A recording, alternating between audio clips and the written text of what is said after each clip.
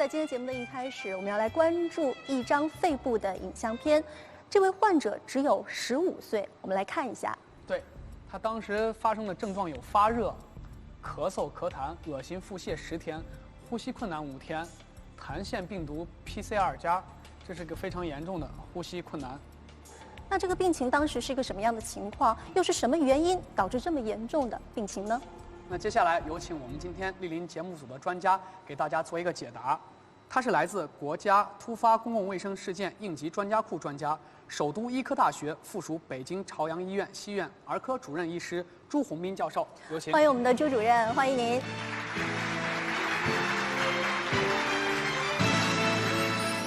朱宏斌，国家突发公共卫生事件应急专家库专家，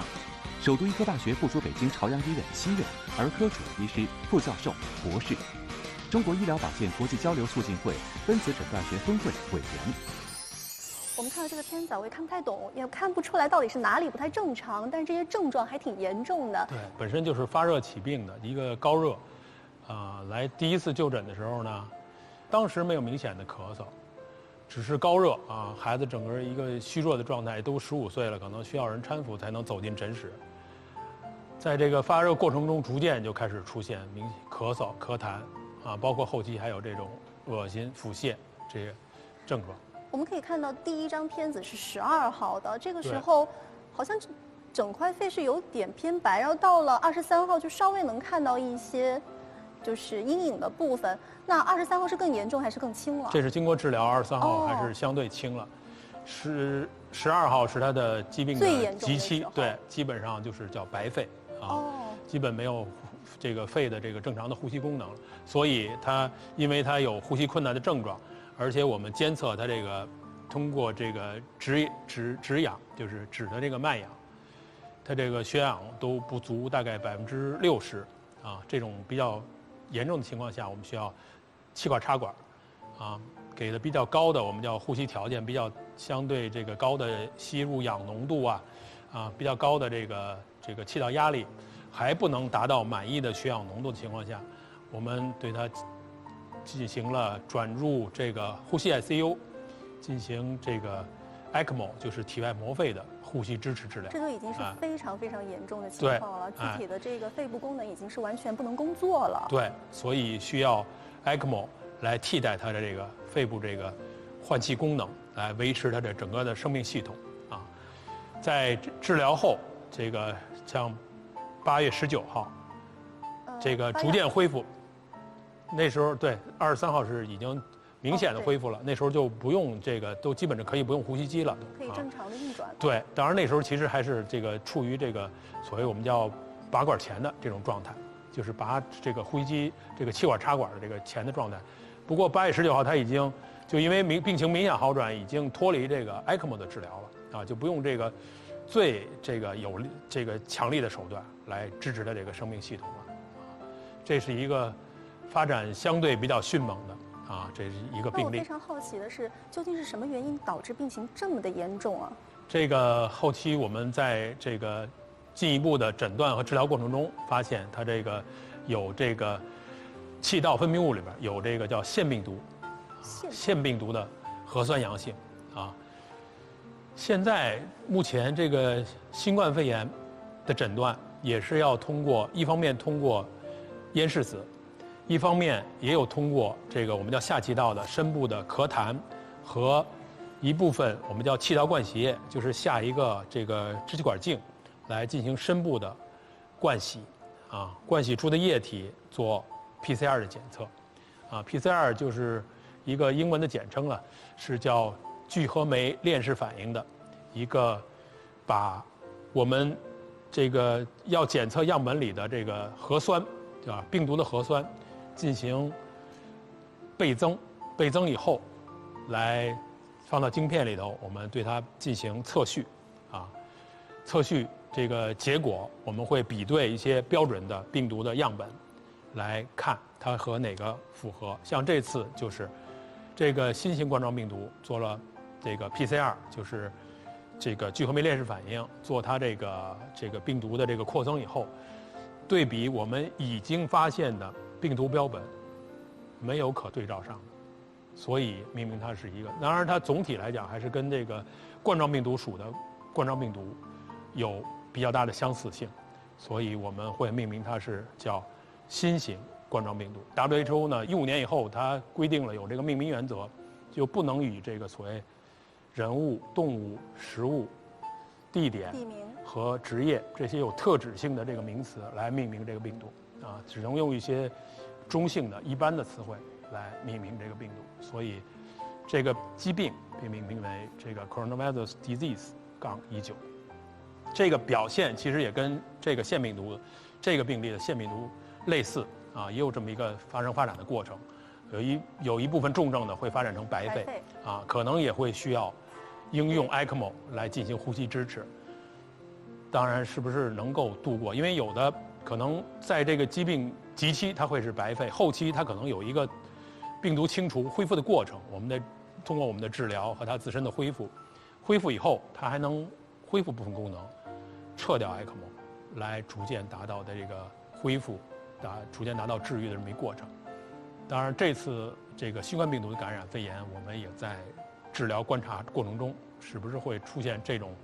相对好的结果，我们也在观察和期盼当中。这个病例上的孩子只有15岁，我们可以想象到当时他患有这么严重的症状，被家人送过来以后那种送到 ICU 那种危重救治的一种沉重的心情。那么为什么一直并发到如此严重的地步，他的家长才会把他送到医院来救治？也就是说，在前期的这种疾病在演变当中，他有没有一些身体的预警，可以提前有一种预警效果，让家长能提前知道，就是更加重视起来，而不是拖到最终最严重的时候才来送到医院的 ICU 来抢救呢？这个疾病的发展过程可能也是因人而异的，倒是，它也不是不完全重视。当然，相对咱们看到他的这个一般资料，他是一个男孩，15岁了。这个年龄阶段的孩子相对来讲呢，体质总体上还是相对这个不太容易病，免疫力还是大致正常的这一类孩子。他本身其实他是没有什么特殊基础病的孩子啊，而且他之前高热的时候也来就诊过啊，当然那时候还没有严重的发展到这个严重这个肺炎的地步，可是他后期像这个有逐渐出现了明显的咳嗽、咳痰，甚至呼吸困难这5天，所以家长这个治疗了，效果不好啊，才又来医院就诊，再进一步检查，发现有这个比较严重的肺炎的问题，所以收住院。当然，在刚收住院过程中，这个疾病还是在迅猛的发展的，所以很快就发展到这种白肺的状态。我们经过多科的这个协同会诊啊，决定给他转到呼吸 ICU 啊，进行更强有力的，包括传统呼吸机的气管插管辅助通气治疗。这个效果还不是很好情况下，又进一步给他这个体外膜肺的 ECMO 这个呼吸支持啊。总体来讲，这孩子本身也没有什么基础病啊。我们最后确诊是腺病毒的这个肺炎引起的这个相对比较严重的这个问题，所以一方面对症治疗 ，ECMO 支持他这个整个生命系统度过这个危重阶段；另外呢，也采取针对性的治疗，像对抗腺病毒的一些抗病毒的药物，所以最终才达到逐渐撤 ECMO， 然后达到这个相对正常的这么一个肺功能的这么一个效果。在这例病例的治疗过程中，他到最后已经到呼吸困难了。就说在病例发展到如此膏肓的情况下，我们在救治的过程中存在什么样的难点和瓶颈，又是怎样解决这些问题的？对，这类的疾病相对来讲都是，包括这次这个新型冠状病毒感染都有这么跟它这个疾病也有类似特点，都是早期相对潜伏期相对长，然后发病这个早期呢也相对没有那么严重的症状，可是后期有一个明显的加重到危重症进展的非常快这么一个特点。这个过程中呢，可能是需要我们所谓现在我们在这次这个新型冠状病毒救治的过程中呢，我们也总结了一个临床经验吧，就算所谓的关口前移，一定要更加密切地观察这种轻症的这类病人有没有特殊的病情变化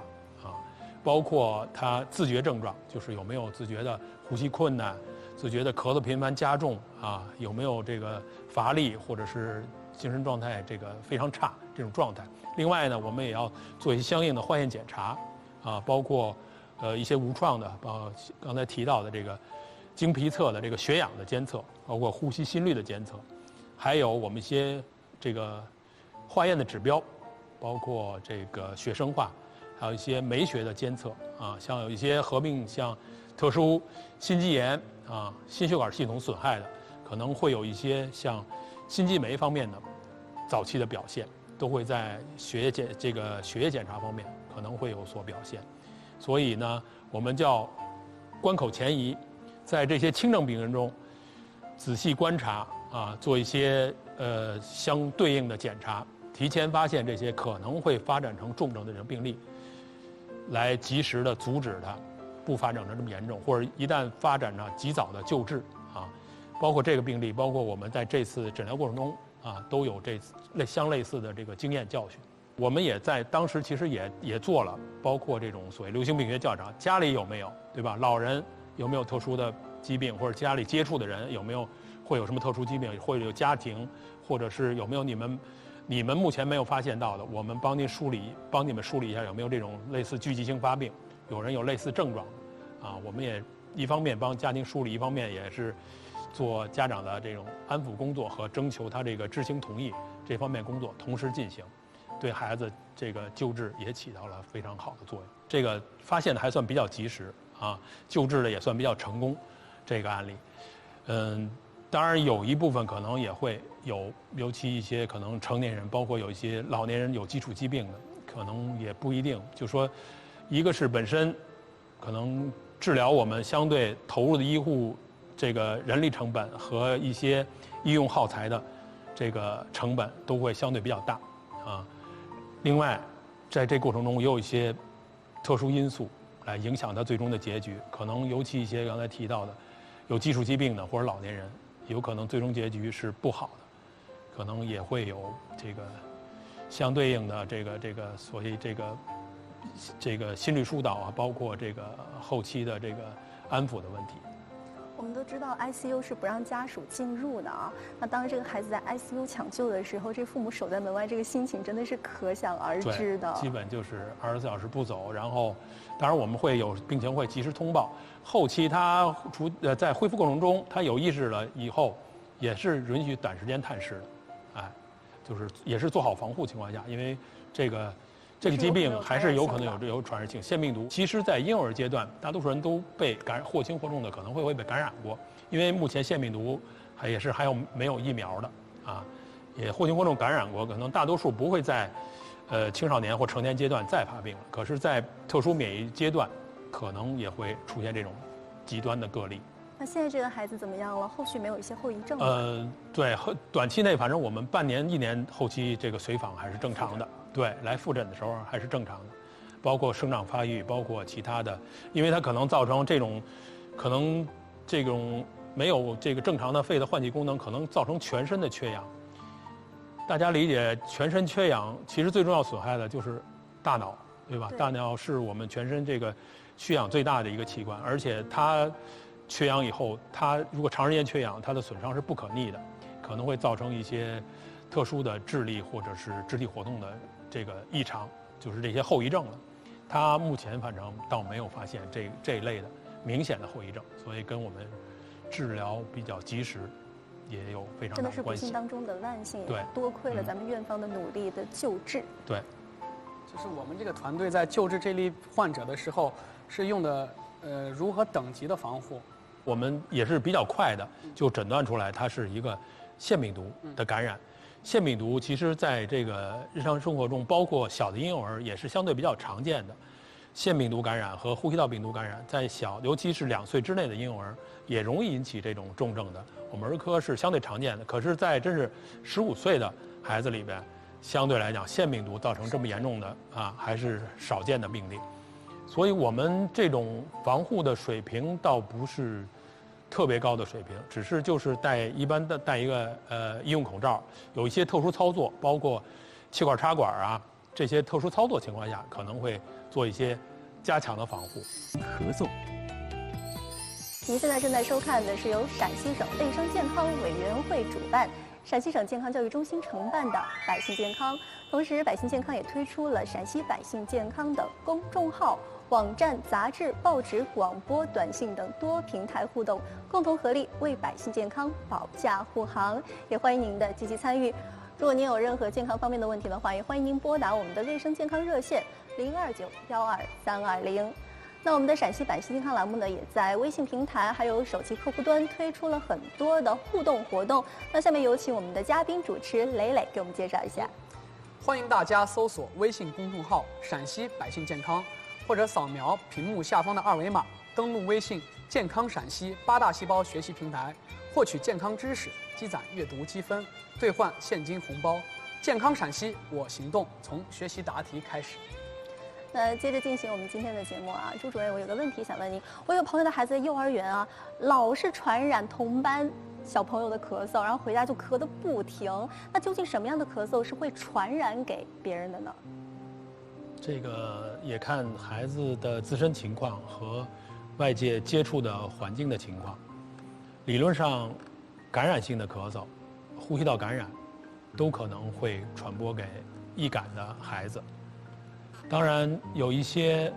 过敏性的咳嗽，包括自身孩子可能在幼儿园有些喊叫啊、哭闹，也会造成咽喉部不适。这种咳嗽理论上就不会传播给别的孩子啊。当然，感染性的咳嗽也大致区分是哪一类的感染，像不同的病毒、细菌啊、支原体感染，可能表现上也是有所差别的。像病毒感染，这次新型冠状病毒也是一种特殊的病毒感染，它可能早期有可能就是一个发热，几乎没有呼吸道症状，后期才出现咳嗽、咳痰、呼吸困难的问题。而细菌感染呢，可能后期会出现特殊的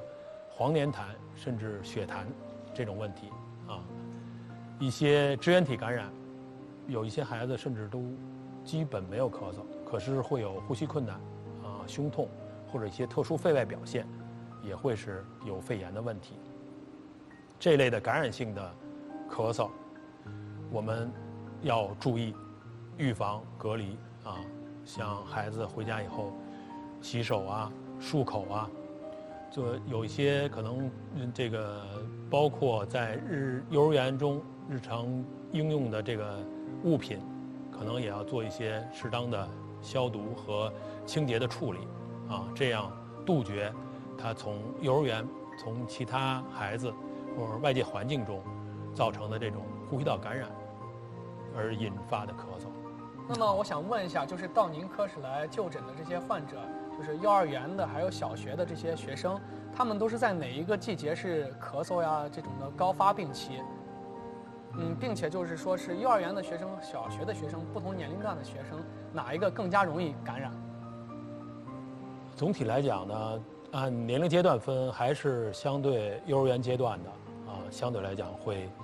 更多一些，有呼吸道问题的会更多一些，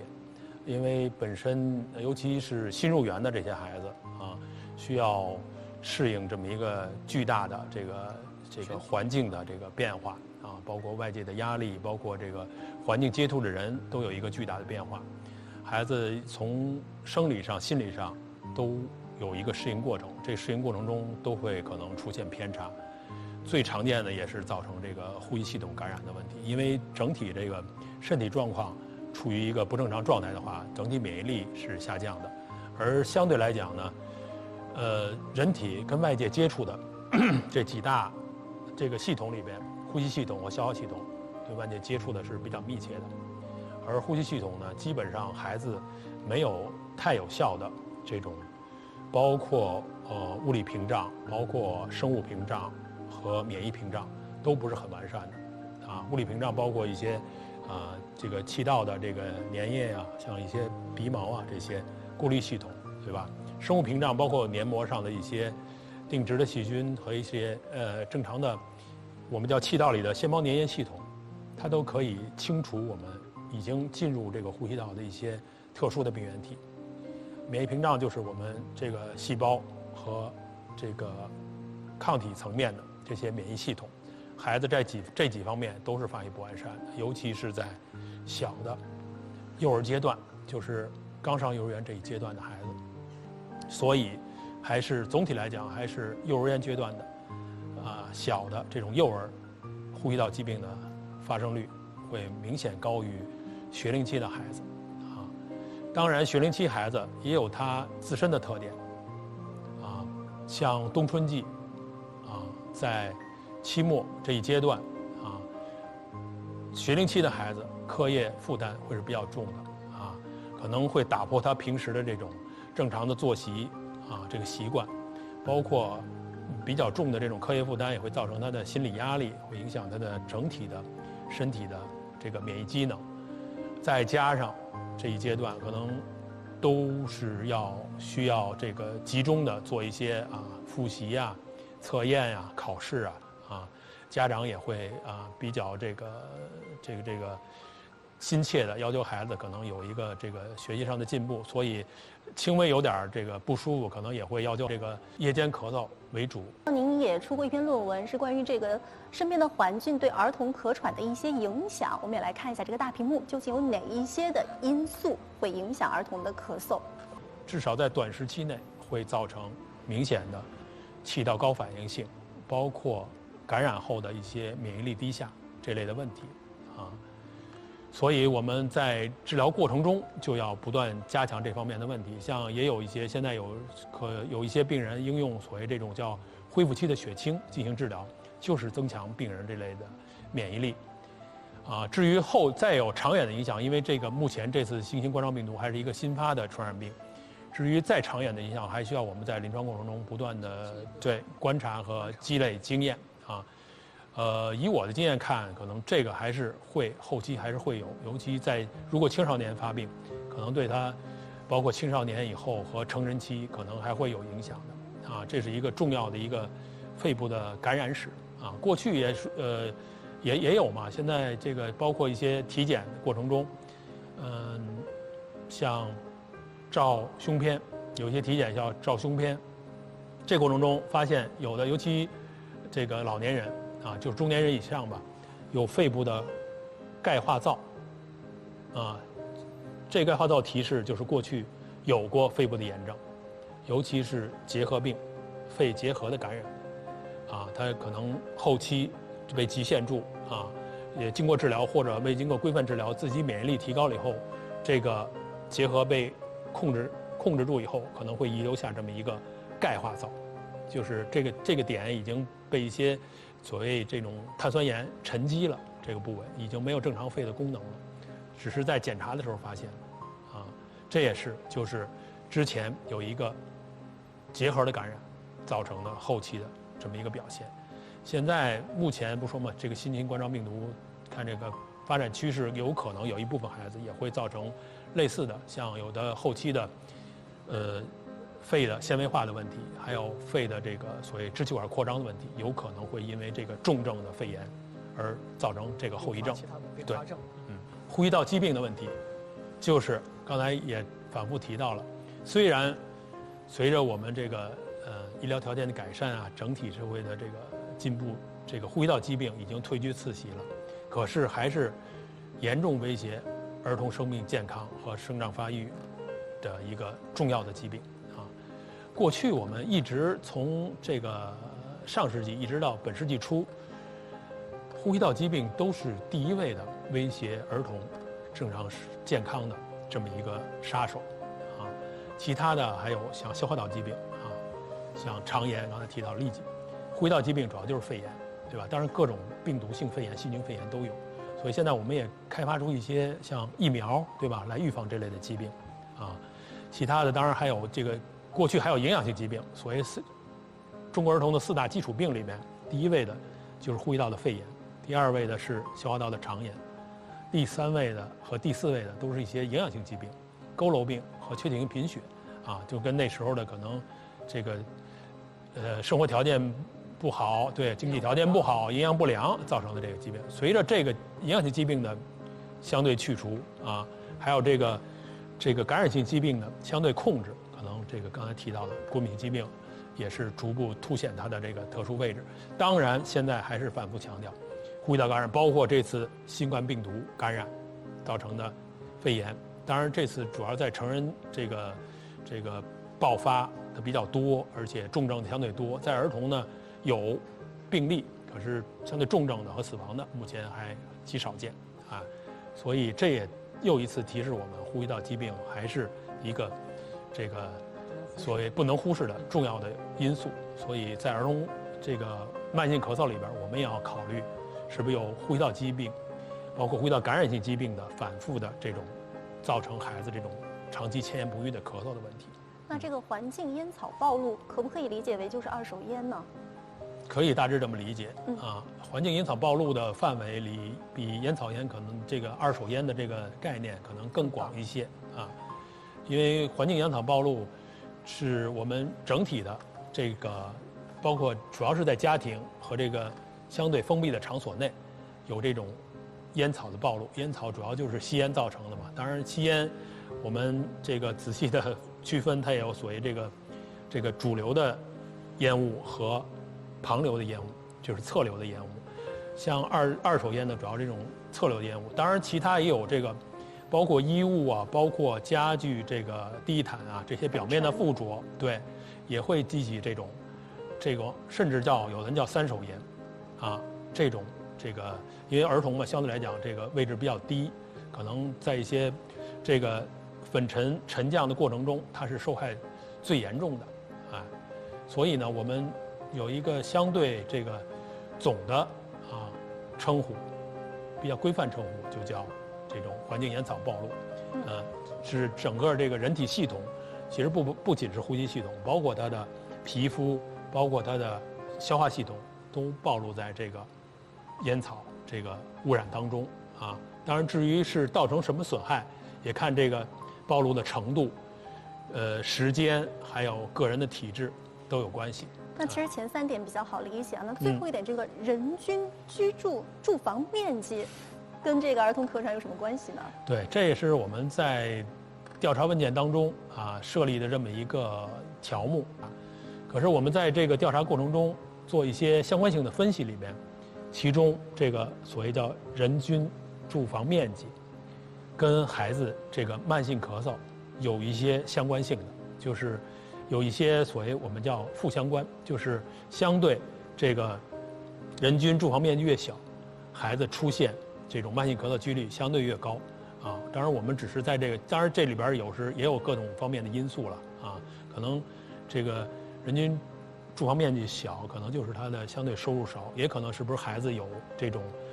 相对比别的孩子更多的营养不良的问题啊，或者有没有更多的这个包括这个环境因素的。因为我们在这过程中其实也有极个别的我们没有收录到这个调查因素里边的这种问题。有一个我们接触到孩子是3岁，他家里头是这种叫物资回收的，就是回收一些这个废品的啊，俗称就是收废品的啊。他们家就在住房周围堆积的这些杂物、这些废品啊，孩子就在这种环境中玩儿，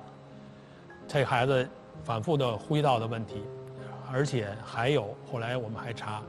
他还有铅中毒的问题，因为他们家这个收的废品里边还有这个就是叫那个蓄电池，汽车蓄电池里边相对含铅量比较高的，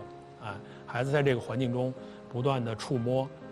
不良的卫生习惯，还有这个粉尘的吸入，都会造成孩子的呼吸道问题和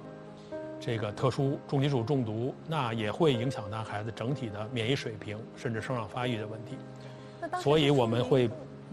发现这么一个因素也是会影响孩子的这个出现慢性咳嗽一个重要因素。我们也是关注有这么一群孩子，他们会出现长时间的慢性咳嗽就是大于1个月以上的这种反复的咳嗽，家长也比较焦虑，孩子也影响这种正常的这个生活，包括有时候夜间睡眠都会咳嗽我们在关注这个同时呢，就想做一些工作啊，包括一些诊断方面的啊，我们在医院可以做，好比说相对应的检查，胸片啊、血常规啊，包括一些过敏原的监测呀。可是我们也应该把这个孩子放到他这个家庭、社会当中去考虑，他在这个社会当中会有什么特殊的接触，会造成他这个感染的问题。不是我们好比说发现他这次感染了，我们给他用上消炎药，他这次好了，我们不管他后续的问题了。可能他既然他有这种长期慢性咳嗽问题，可能就不只是这个一次治疗就能奏效的问题，需要长期的，我们叫一方面治疗，一方面长期的这种所谓这种社会，甚至包括有些年长儿也有一些所谓心因性咳嗽的问题，这种心理的干预都可能需要我们关注，来共同来治愈他这个慢性咳嗽的问题。健康提示：引起孩子慢性咳嗽的因素有几点需要格外注意：一、过敏史；二、呼吸道疾病；三、环境烟草暴露；四、人均住房面积。良好的生活居室环境是孩子生长发育的重要条件，持续4周以上的咳喘要格外关注。如果孩子已经出现了慢性咳嗽症状，请及时就医，找到病因，避免咳喘对身体造成更严重的伤害。花粉、粉尘，甚至是咱们炒菜的这个油烟当中，都有对孩子会造成这种儿童咳嗽的一些诱因，对不对？所以在家里要格外的注意了。那今天我们有几个百姓问题要请我们的朱主任解答一下，请看大屏幕。孩子今年8岁，流感疫苗应该打吗？网上说打完会发烧，还说第2年流感病毒变异了，疫苗也没什么用，是这样吗？总体孩子如果身体健康，没有什么特殊过敏的话，还是建议他打的。至于网上流传说打完会发烧，有大部分孩子也会出现疫苗接种后的正常反应，包括有一些轻微的头晕轻微的全身不适、低度的发热和一些胃肠道的症状有点恶心可能食欲减退这些症状有可能会有。因为其实疫苗就是一次轻微的、相对安全的一次感染来刺激你产生这种免疫力。至于说第2年流感病毒变异了，是有这个可能，所以咱们每年都需要提前，一般是在流感流行季前，就是秋末这个冬初这一阶段，提前注射流感疫苗。如果孩子当时没有明显感染、没有特殊过敏的情况下，尤其在8岁这个年龄阶段这个聚集性的这个活动也是比较多的，建议孩子还是注射流感疫苗。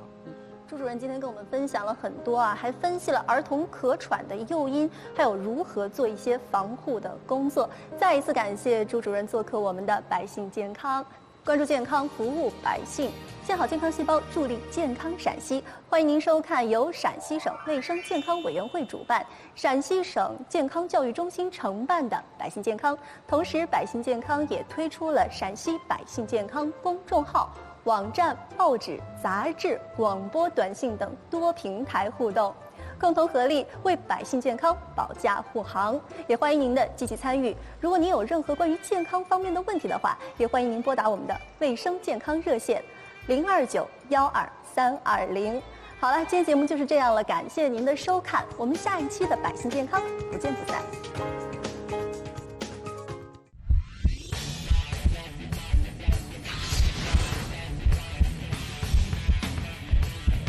咳嗽是人保护气道的一个正常反射。如果孩子在咳嗽过程中出现了呼吸急促、呼吸困难、明显的呛咳，或者咳嗽的声音发生了特殊变化，还有伴有其他发热、呕吐、精神状态差等严重的特殊反应，这时候就需要家长密切关注，及时到医院就诊。